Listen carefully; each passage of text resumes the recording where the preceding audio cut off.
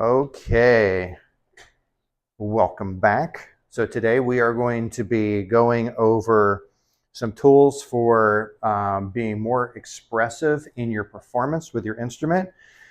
Now, we just did our recitals last month. You did a great job with those. There are things that we can always do to get even better with our performance, right? So anytime you take a song and you play it for someone else, you are performing that song, right? And I'm going to talk about some specific things that you can do to really show the emotion of the song and everything. Have you ever seen someone playing the piano and they're just like really moving with it and everything, right? Okay, so I'm going to show you some examples of that today. I'm going to show a real funny one of that too. But I'm going to demonstrate that. I may even have a couple of you come up here and demonstrate something as well. Okay. And then if we have time, we will also get into smart practice habits as well. So as I was going over all of my notes with the boss today, she's like, I don't think you're going to get through all that. And I'm like, well, we'll see. Okay. So if I don't get to it, I will cover some of that next week. And then next week, I'm going to have all of you perform a song just for us in here. Okay.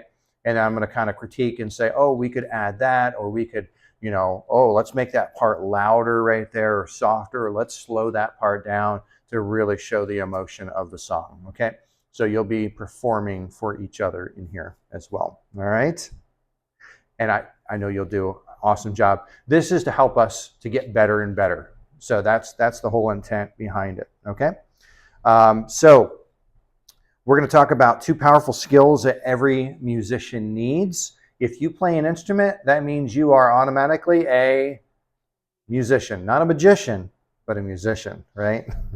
Okay, so first we're going to talk about how to perform with emotion and expression.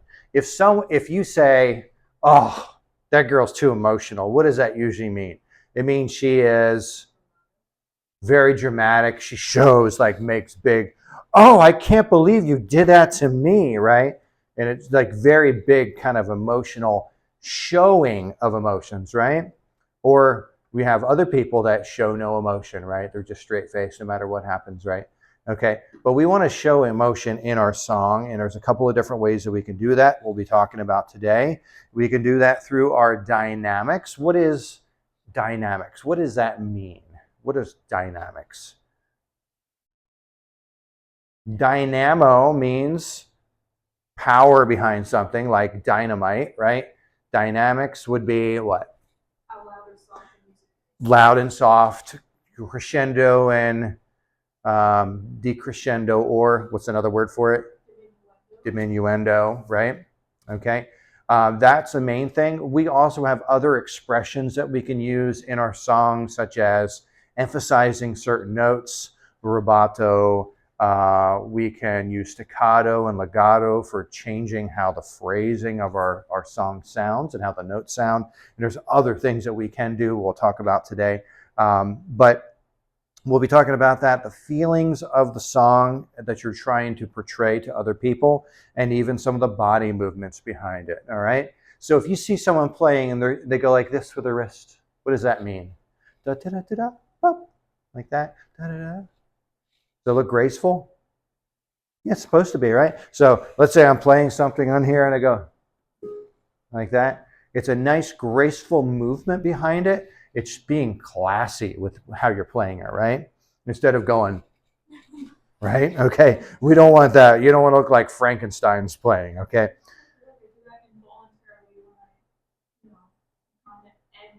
Right.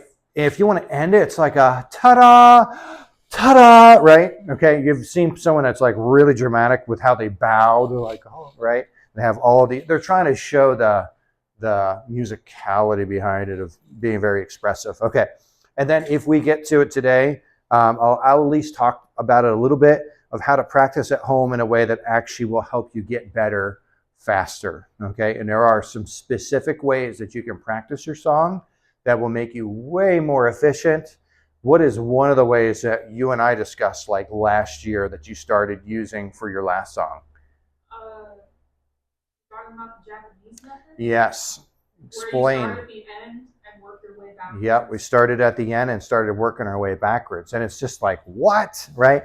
It's different than what you would normally expect, but we did that and it helped. It helped a lot. Okay. And then next week, each of you are going to do just a mini performance for each other in here. Okay. And it's a chance to show what you've been working on. And it could be your recital piece that you already played, or it could be a review song in your book. Doesn't matter. Just pick something. I don't want you working on something brand new, just something that you've already done that you can really look at. Oh, what are the dynamics in the song? How can I really make the song be felt by the audience? Okay. So that's what I want you to do for next week. So that's your big task for next week. Okay. And then I want you to feel confident and excited to perform this with excellence. Okay. So that brings us into what makes a performance memorable. And my slides aren't even up here. Hold on one second. All right. Let's get that going. Okay, there we go. All right. So what makes a performance memorable? All right. So have you ever seen someone go across the stage? We just had graduations and everything, right? Ever someone go across the stage and they did something that made their piece memorable as they went through? I just saw someone who did a backflip and accidentally kicked the person behind them. That wasn't very good. Okay. Or someone's like, woo, right? They scream or something, right? Or they do something silly up there. They're trying to be memorable, right? They're trying to stand out. Okay. So have you ever listened to a song that like gave you chills a little bit or made you feel a certain way, right? You're like, oh, this is such an awesome song. Like when I really think a song's cool, I get goosebumps on my arms, just like that. I'm like, oh, almost feels like chilly. Okay. Like very cool. Like when someone just does an excellent job on a song. Maybe even a song that made you tear up a little bit, right? Some of the songs you hear like on TikTok that's playing in the back and they're showing like, oh, they found this puppy, the puppy, right? So, hi, how are you? I'm doing a special class for us today and on how to perform. And next week, I'm going to have you perform something out of the book that you've already played. Yeah. And we'll go over that and make you feel real comfortable with it. So, what we're at right now, we're talking about how to make a performance memorable. So you want your song to stand out for everyone. Like if you ever heard a song that made you cry a little bit, right? What's the song, if you've ever seen the commercial, I know you've seen it, where there's like little dogs and cats that look sad, and it's like, in the eyes of an angel, right? And they're playing it in the background. And then you'll hear that song and it just makes you feel sad. Or I think it's like kids, yeah, that are orphans or something, right? So they connect that song with a sad feeling. So when you hear that song, it immediately makes you feel like that. Right. Yes. And they connect that together because it gives a certain feeling to it, right? They're not playing carnival music when they're saying you need to support this child for $5 a month. They're not going bump, bump, bump, bump, bump, bump, bump, bump. No, that just doesn't make sense, right? It doesn't match the feel or the emotion behind that. So it's music, and it's not just the notes, but there is an emotion behind the music, and it's the language of the heart. And the best performances aren't perfect, they're expressive, okay? So when you take a song and you really make it yours, sometimes you're not playing it exactly how the composer wrote it. You can change things, right? You might say, I want to hold that note just a little bit longer right there because it makes sense to do that, right? Or I want to change the dynamics right here because I want this to be very expressive and loud, right? So you can change those things. I know right now you're looking at your next recital song and doing a arrangement of a Christmas song, right? And you're thinking about, ooh, what do I want to do in this part of the song? What do I want to make that stand out? Maybe if you're doing Carol of the Bells and you want it to sound like bells ringing, right? So you use some of those different techniques to make that happen, okay? Now, I am going to show a piece called Canon in D. This is a very, very popular song. I know all of you will know it when you hear it. It's usually played at weddings. That's a really common wedding song. It's like one of the top 5 songs that someone's going to play at their wedding. And I want you to watch. This is a husband and wife playing it. The guy is playing the cello and his wife's playing the piano. And you'll see some of the expressiveness and the emotion and the body movement that kind of brings the music to life for us. Notice how the cellist on here, how when he plays, he's moving with the music, he's leaning into his cello, and sometimes he's closing his eyes as he plays. And it's helping the audience to feel what's being played. All right, so I'm going to play that for you next.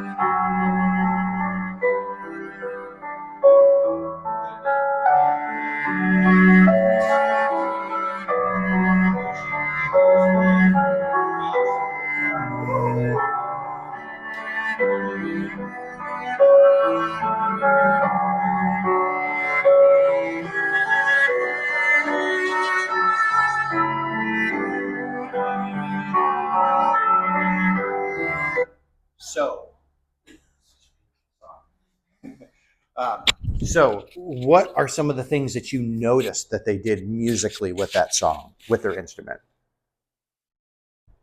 What are some of the things that you hear? Was it staccato or legato? Legato, right? It's like you were like taking like taffy and stretching it, right? Da, da. It was very connected to the next note, right? What else did the cello do that the piano can't do? Starts with a V. Vibrato, right? So no matter what I do, I can't go bomb. I can go, even though I go like this, it's not doing anything, right? That's all I get, right? But for the cello, you can go bomb, bomb. And all they're doing is they're moving up and down and they're vibrating up and down on that note to create almost like a feeling of singing, right? What else did you notice that the cellist and the pianist did? What did you notice? Did you see facial expressions that matched what they were playing? They were. Did you see her? She was smiling as she was playing it, right? She was really enjoying the song. Okay, people will look at your face when you're playing to see, are they enjoying what they're playing? Right? If you're going and you're playing, you're like, oh, this part's coming up and I messed it up before in practice. You know, they're gonna go like this too, like, oh, they're getting nervous for you, right? So your facial expressions, how you're playing, they were being very graceful and flowing in their movements, right? You didn't see them going, bum, bum, bum, right? She wasn't going like it was a march, right? It made sense because it matched the song, okay? So you saw the emotion and the expression and the movement of how they were kind of like almost dancing with it a little bit, right? They were moving with the music and it made it fit that song, okay? So was this kind of a sad or a happy song? Kind of a little bit of both. That's exactly what I thought too. Normally people connect this to a wedding, right? So when at a wedding you're happy, usually, right? Usually. You're maybe a little sad too, because like, oh no, like if it's your family member that's going away, like it's a mom or a dad and their child is getting married off, right? They're happy and they're sad at the same time, right? So people will associate a song with a certain thing too, okay? So Were there short pieces in there, fast pieces, or was it kind of slow? Could you probably fall asleep to this? Maybe. Right? Now later on it goes da da da da da da da da da da, and it starts moving faster. So they use a contrast, right? Slow then fast, right? And all of those things kind of come together and just make a beautiful song. Okay, so that's the difference between just playing a song and performing a song, and that's really what I'm looking for all of you. So it's not just pressing the notes, but you want your audience to feel something, right?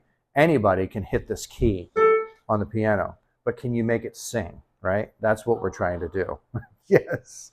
Okay, so now we're going to go into the emotions and dynamics right after you hear another piece here. This is on the violin, and this is Lauren playing this for her senior recital. And I want you to look at how expressive she is when she's playing this song here.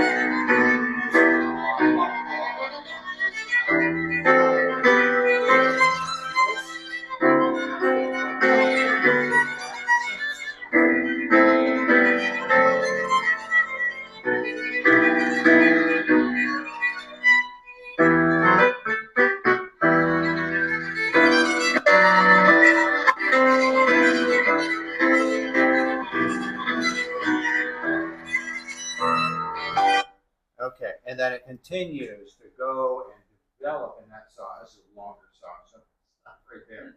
But she worked on that probably 8 months. Yep. Okay. Keep forgetting my microphone here. All right, so that's an example of being very expressive in the music and really making it come to life. Now that song, of course, she didn't write that. Someone else wrote it from a classical period, but it used some contrasting things, right? When you think of something that's contrasting, it would be hot or cold, right? Okay. Warm or chilly, sweet or bitter, right? So it used a lot of those different elements in there. And with a bum, bum, bum, bum, bum, she has to go dun, dun, da, da, da. You have to even play that part, right? So she had to have these real quick, kind of sharp, where it's very contrasting to those long pieces that she was moving in, right? So that's an example, a really good example there. Okay, now going into emotion and dynamics. We're going to go a little deeper now. We just played that song, and how you play it makes a difference, even if it's the exact same notes, of how you present it. It's different, right? Like I can say, this is a book, right? So this is a book. Or I can say, this is a book, right? You feel different how I present it, right? Okay. So how you present that song is going to make a big difference. I had David, one of our instructors, record some different versions of Twinkle, Twinkle, Little Star for you so that you can hear the difference. Even though it's the same notes generally, of how it changes depending on where the emphasis is put in the song, okay? So we're going to look at some of the different dynamics, the articulation, and even in the emotion that he shows in this. And I was trying to tell him as he was recording, I'm like, be very expressive with your body movement. And he's like, yeah. I'm like, no, really do it. Like, be real expressive. So I had to like draw that out of him a little bit. So, all right. So here is the first one. This would just be regular Twinkle, Twinkle, Little Star.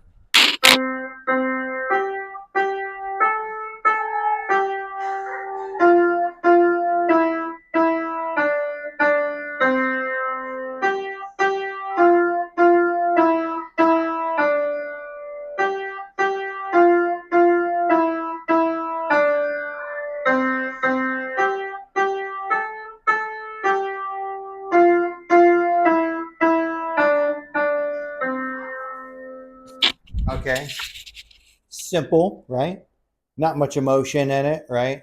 Did he look like he was enjoying himself? Not really. He's like, oh, okay, I'll play the song, right? There wasn't, it was very kind of, it wasn't robotic, but he was just playing the notes, but wasn't really putting anything into it, right? Okay, so here is our next one. This is much more expressive.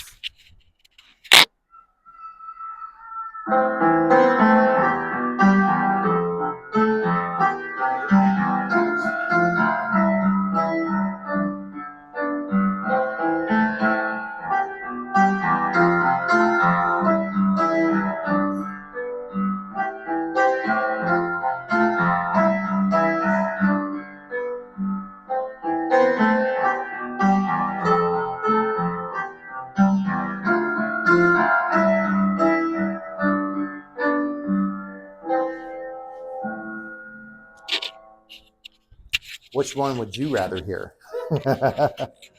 Yeah, yeah. You notice the expression, you notice immediately when he was being more expressive with it, his body moved more, right? He started getting into the song even more, right? You heard some contrasting parts where you heard like a 5/7 chord in there, where it had a little bit of a clash, right? Did you hear that? Okay. But was very, very expressive with how we played it. All right. So now we're going to play the next one here. And this is going to be a bright, cheerful one. Notice what kind of things he uses in this.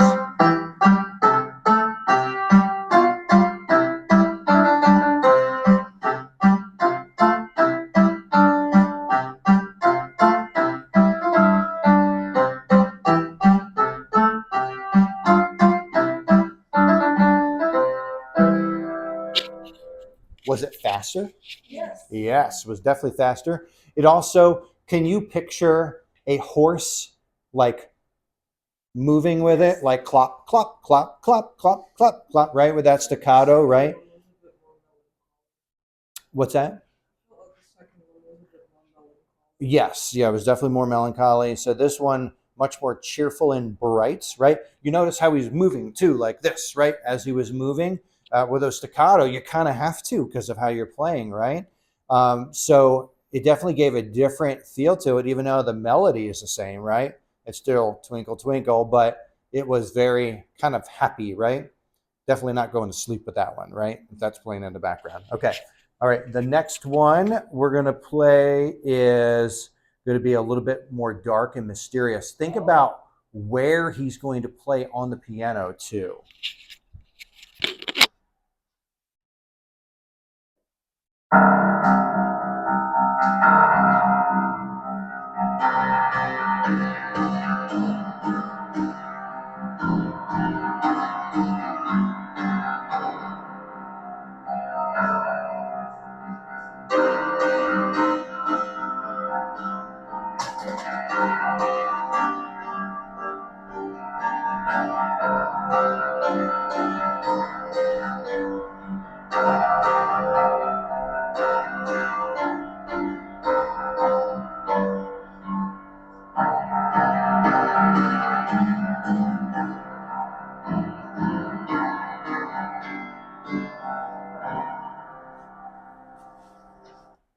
That one was almost a little scary, right? You're like, what's going to happen next, right? It almost sounds like it's a movie where something bad's about to happen, right?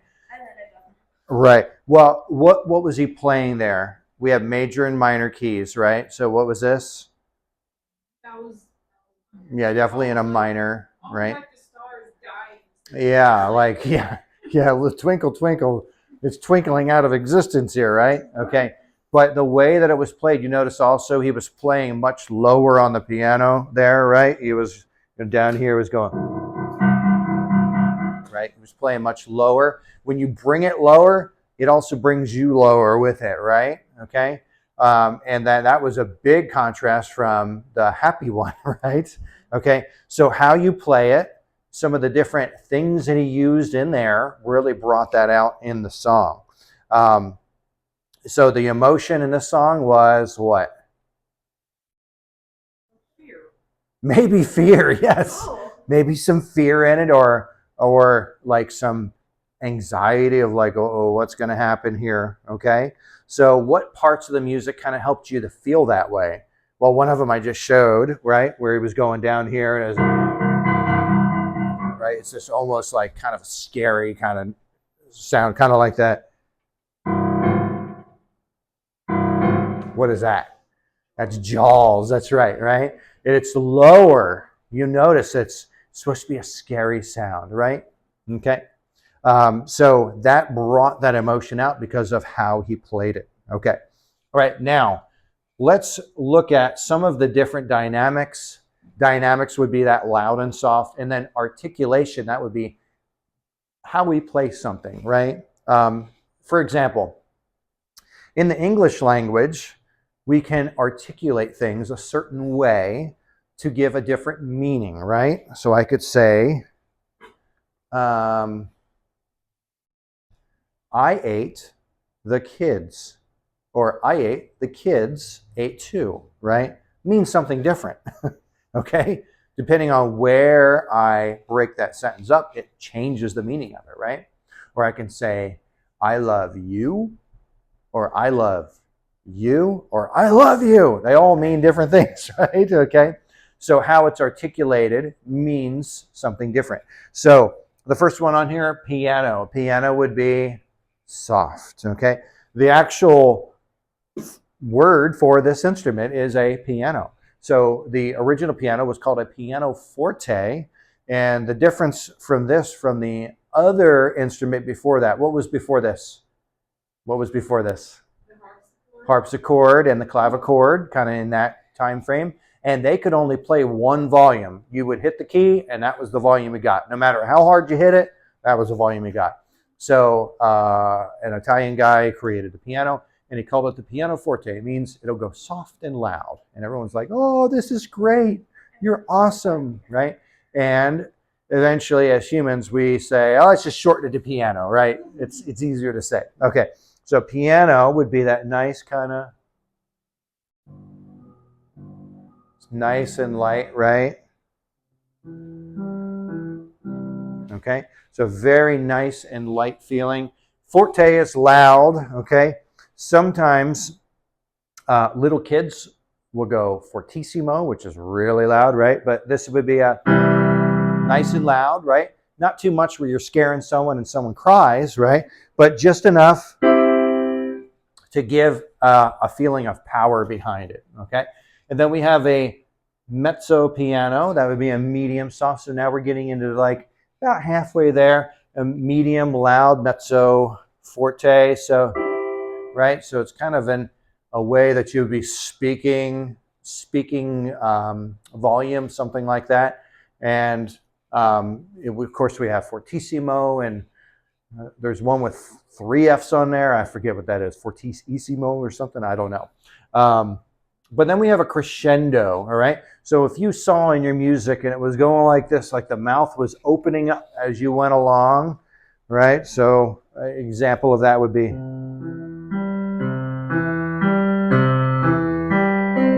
right? It's getting progressively louder as we go forward in the song. And then these mean the same thing, but decrescendo or diminuendo, that's kind of hard to say, diminuendo, means that we're going from loud to soft, all right? We're thinking about like this. If you've ever had a parade go by you, what was it, Memorial Day that we just did, right? A little while ago, we had a parade that I got to see, and you had like the marching band go by, and it's nice and loud, and as they go away, they get softer and softer, right? That would be that diminuendo sound. So you're starting out loud. It's getting softer and softer as they go away, okay? Now, me stepping on stuff. So how could you use that in a song? Let's say that the race car is flying away, right? Then you would use diminuendo there, right? Because as it's going away, or the monster's getting closer, it's getting louder, right? Okay, so you can use those to show certain things in your song. Staccato, short and separated.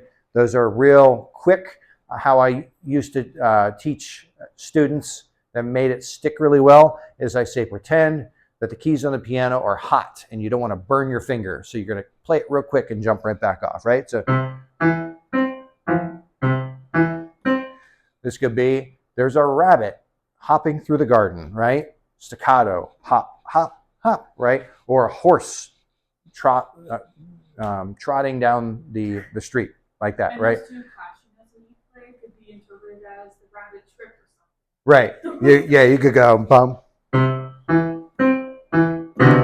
Right? He fell. Okay. So you can tell the story through the way that you are articulating the notes.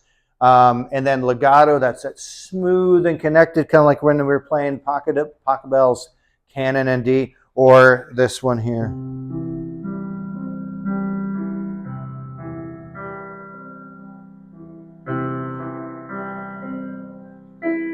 Right? So it's a nice and smooth and connected. It's like you're making the notes sing, right? Just like when you sing a song, you don't go, happy birthday to you. That would be like, what is wrong with you, right? No, you're going to sing and you're going to connect it. Happy birthday to you, right? What fitting since my birthday is actually next week? Well, today is David's birthday. It is? Yes, yep. He is at camp right now, so he was already embarrassed because they had everybody sing for him. So that would be your legato, nice, smooth, and connected. And then an accent would be to make a special emphasis. It means to make that note stand out a little bit more than the other notes around it. So an example would be, right? So I'm emphasizing that first note. Bum, bum, bum, bum, bum, bum, right? And that's driving the song forward, okay? Let's do that with a clap together, okay? We're going to go the same thing. We're going to go 1, 2, 3, and we're going to clap together, okay? 1, 2, ready, go. 1, 2, 3. 1, 2, 3. 1, 2, 3. 1, 2, 3. Good, okay. So that's that accent. All right, and that's really important because you want it to stand out. You'll hear that in classical music a lot, and sometimes they do it so loud that it scares you. All right, I saw a recording of one where they had a whole audience there, and they played this really loud, and a lady screamed because it scared her. And the conductor turned around and smiled. He thought it was funny. Okay, so those are some of the different dynamics that we can use with any instrument. We were just using the piano here. Sometimes it's more difficult for certain things, right? But you notice, like with the cello on there, they had something the piano couldn't do. What was that? Right. You can do that with strings, right? By shortening and lengthening the string. Okay. Now, if I was playing a staccato, it would be. Okay. Legato.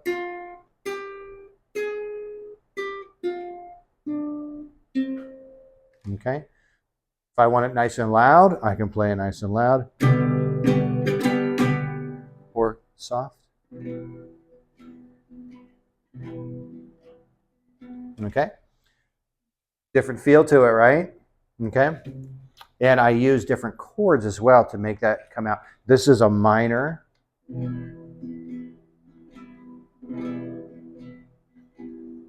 Let's see if my perfect pitch here, can you tell what key that's in?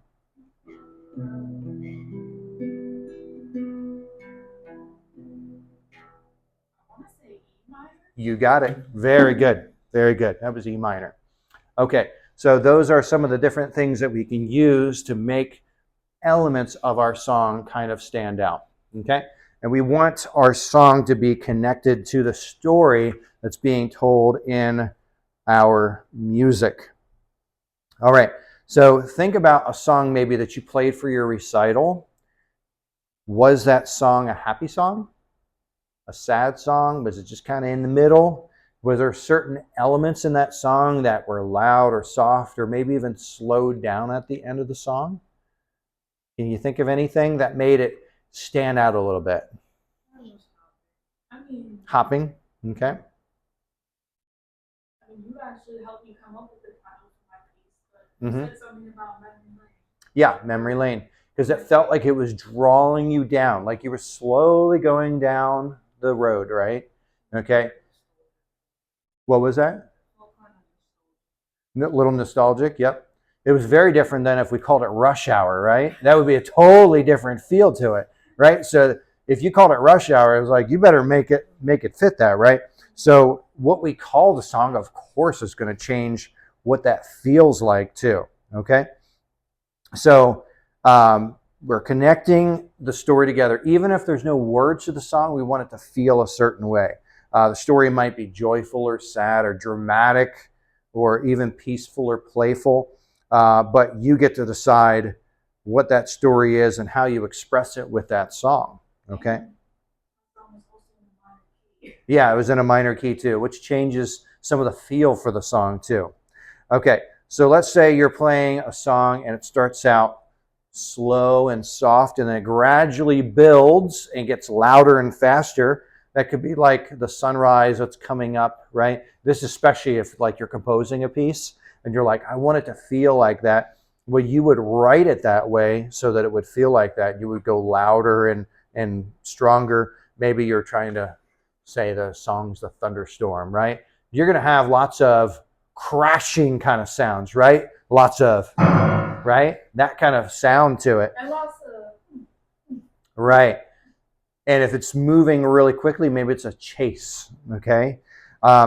Think about the song that maybe you did for the recital. Imagine that you're playing a soundtrack to a movie, right? And you think about what's happening in the movie. If you've ever had a movie and someone's getting chased, what happens to the song? Is it going slow and peaceful or is it super fast? Yeah, it's going really fast and you might even have some clashing sounds and it like, right? Like because something's happening and there's a conflict going on. Or if you're watching a movie, maybe it's a Hallmark movie, and She finally finds the guy that she grew up with, and they're out and they're on a rowboat in the middle of the lake. And it's nice and soft, right? Maybe the music's nice and soft and it's flowing and legato. And then he leans back and the whole boat tips over. What happens to the song? It changes, right? Now the song is probably going to change in that scene. So think about that you're writing the soundtrack for a movie. Back when we didn't have sound in films, this is a long time ago, a long time ago. And they would show a film at a theater, and it was just the moving picture, they would call it, right? And what would they have up on stage to make the people feel a certain way in the song? They'd have a pianist up on stage, and they would be playing bum bum bum bum bum bum, right? Something's getting scary in there, right? Maybe it was a chase scene, right? The police are running after a bad guy, and they would play the music to fit that, the soundtrack. Yes, exactly. Yep. So now we are going to look at a song that actually tells us to fit some dynamics in, okay? So in one of the books here, it's called Legend of the Buffalo, all right? And there's little boxes in here for the student to put in the dynamics to go along with the story, okay? And it tells what's happening in the story. So the first part, it says, the ground shakes as the herd of buffalo run, right? So maybe where you're standing, you start to hear this. You can hear this in the background. You're like, uh-oh, something's coming, right? Okay, so that's the first part of this. Okay, and this is using staccato in one hand and just holding the note with the other. So it's like this. You can hear the bump, bump, bump, kind of like they're running and hitting the ground, right?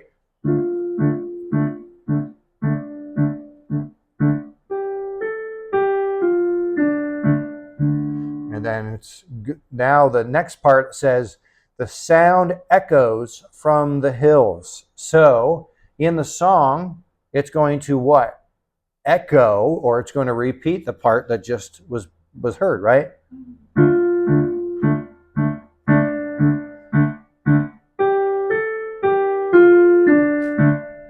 But what did I do this time? I made it louder, right? It was an echo, but this was a louder echo because it's getting closer, right? Because you think of the timeline of the story, we are now closer to this buffalo, or they're closer to us, right? Okay.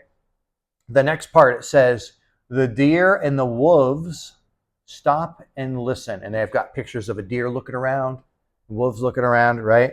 So what am I going to do at this part in the song? Is this going to be super loud, or is it going to be quieter? They're trying to listen, so they got to be able to hear, right?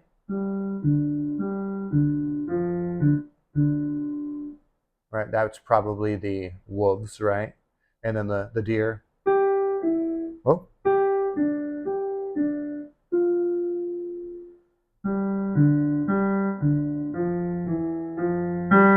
And then the next part, it says, the largest buffalo is 2,500 pounds. That means it's a big buffalo, right? This is going to be loud, right? So it says in the song, gradually play louder. That matches the song, doesn't it? Okay?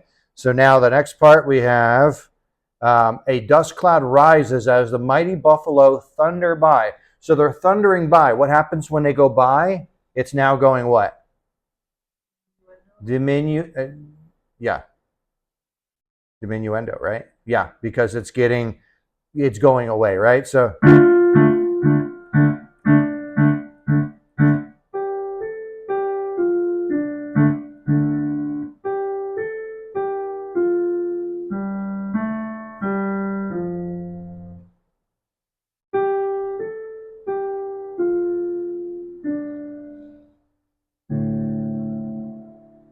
okay. The last part is soft. I slowed it down too. What happens when we slow a song down? It's telling the listener what? It's ending. That's right. That's the finale of the song, right? It's letting our people know this is coming to a close, right? It's coming to an end. It's kind of like if you're in church and a pastor says, "And for my last point," and you hear everybody's Bible's closing, right? Like, oh, we're at the end here, right? So this is the end. So that's slowing down, da da da da, boom, and then it was nice and slow and low, showing that that was the completion of it, right? Yes, that's a retardando. It's a gradual slowdown of the ending of it. Yep, it's called a retardando. Yep. Okay, here's another one I'm going to play real quickly here. This is called the wild colt. So a colt is a horse, right? So that's right. So you think of clap, clap, clap, clap, clap. You think of like coconuts, someone clapping them together to try and make it sound like a horse's hooves on a on a road or something like that. And that's what this song is supposed to sound like. So we have, and it says, galloping, galloping, galloping, galloping, wild colt is galloping into the night, over the hills in the misty moonlight. And then it repeats, and then at the end, now it's going home. So it's like it's moving away. And that's why we're moving away from our center on the piano. We're moving up as we go away. Pretty cool, right? Okay, so the stories that you create for people help them to really understand what's going on in the music. All right, now, different examples of a happy celebration kind of song. Old MacDonald. Well, we hear this with little kids. We're usually trying to keep them happy so they're not crying, right?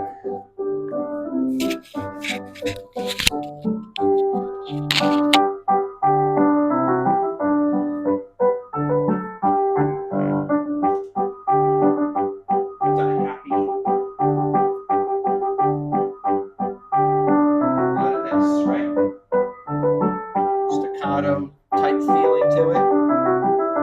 Now they get fancy, right?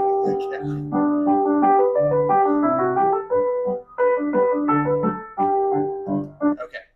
And of course, it says it in the song. It should be a happy song, right? Happy birthday. Okay, so this one's played on the guitar.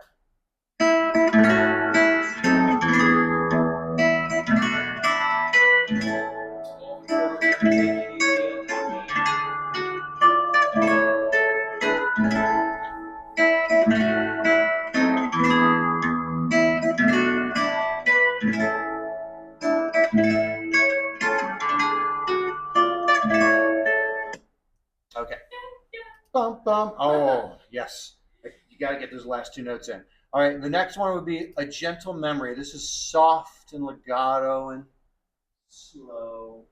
Okay. It's very light, right? Okay. Notice where they play this on the piano. It's not in this section of the piano. It brings you up a little bit, like you're floating in the clouds a little bit.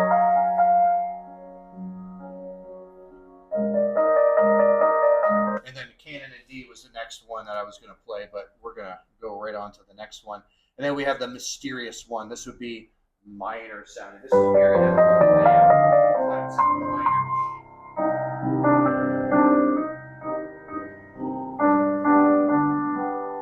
This is very scary loud.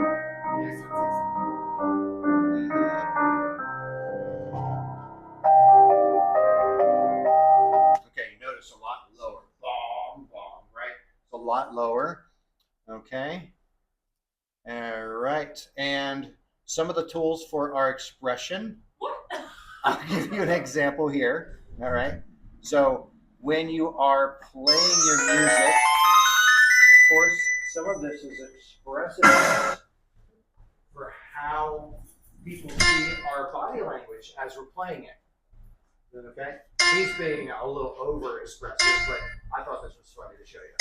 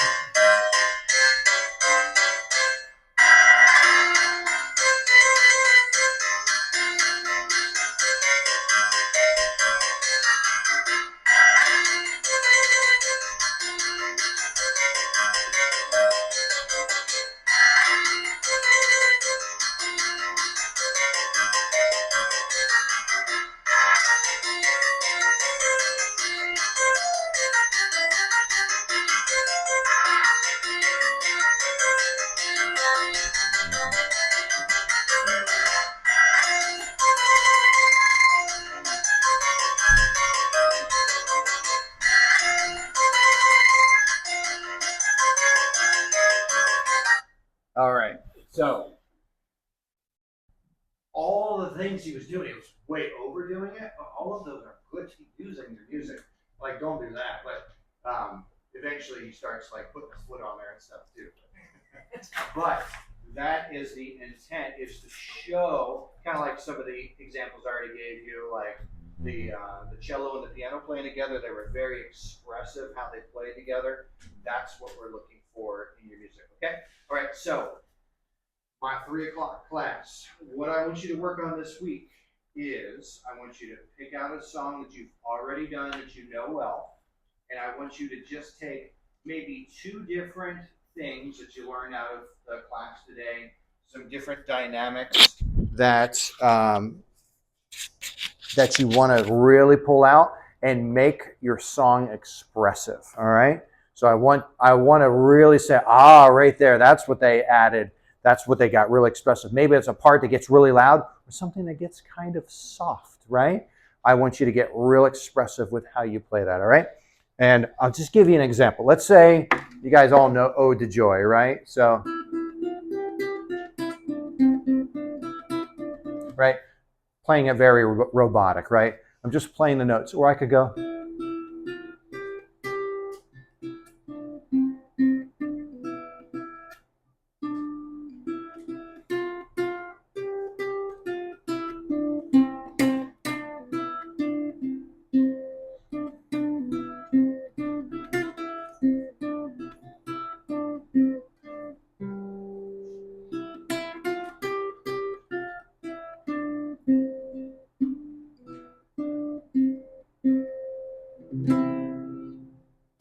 Very different, right?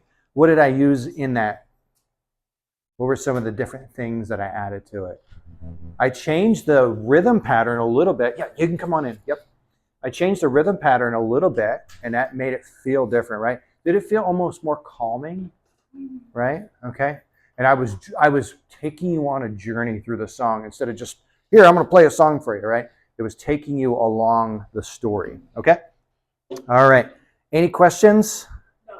All right. Very good. You did great in keeping your attention today. So 3 o'clock class, you are dismissed. Next week, have your song ready. We're going to play for each other, and I'm going to talk about some of our practice techniques and things too. All right?